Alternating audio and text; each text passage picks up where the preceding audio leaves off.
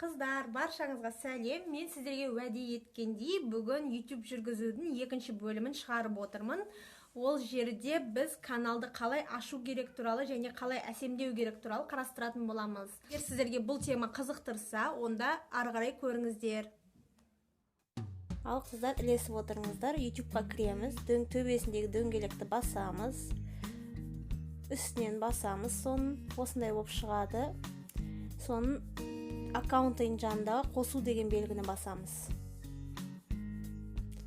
Сәл күтеміз. Енді мұнда ең астында тұрған создать аккаунт дегенді басамыз. Для себя деген таңдаймыз. Мына жерге фамилиямызды және атымызды жазамыз. Далені басамыз. Туған күнімізді, жынысымызды жазамыз.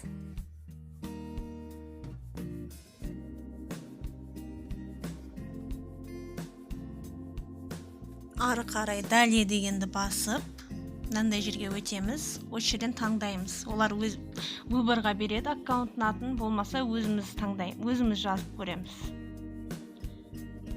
Бұлай таңдасақ та болады кез келген, немесе создать собственный адрес деген таңдап өзіміз жазсақ болады. Міне мен біреуін таңдай салдым, сөйтіп бұл жерге парольді ойлап табамыз, 2 рет жазамыз паролімізді, сөйтіп далее дегенді басамыз. Сонымен принимаю дегенді басып,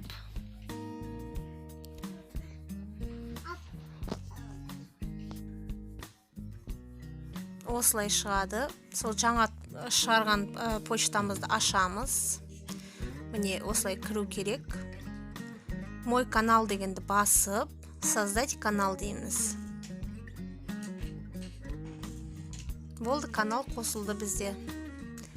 Енді біз оны сурет қоюымыз керек. Ол үшін мына жерде қараңыздар, настройкаға кіріп, описанияны жазсақ болады. Не туралы сіздің каналыңыз, соны жазсақ болады. Немесе өзіңіз туралы жазсаңыздар болады. Мен әшейін кулинарный блог деп қоя салдым, сіздерге түсінікті болу үшін. Сөйтіп, мына жерде каналыңыздың атын өзгертсеңіз болады. Мысалға, тігін әлемі деген сияқты, тамақ әлемі деген сияқты атын өзгерте бересіз.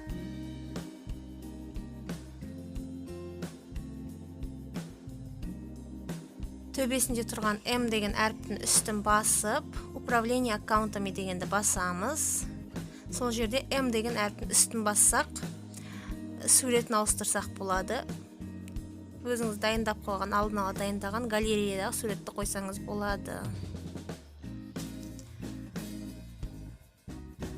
Мен мынау кез келген рандомный суретті таңдай салдым.